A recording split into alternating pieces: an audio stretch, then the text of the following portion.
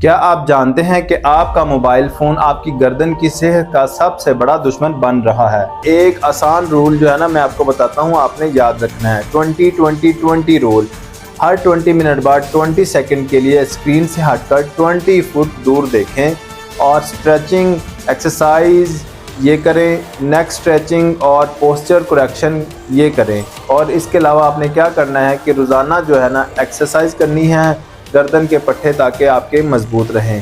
اس کے علاوہ screen time کوشش کریں کم کر دیں، روزانہ موبائل، ٹیبلٹ اور لیپ ٹاپ کا وقت جو ہے نا محدود کریں، خاص کر سونے سے کم از کم 1 گھنٹہ پہلے موبائل آپ نے استعمال نہیں کرنا، موبائل کو چھوڑ دینا ہے۔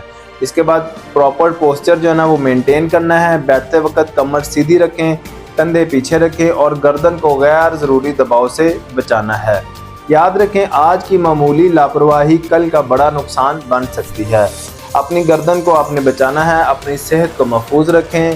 Healthy posture, healthy future. آپ اپنی فیملی کا خاص خیال رکھیں۔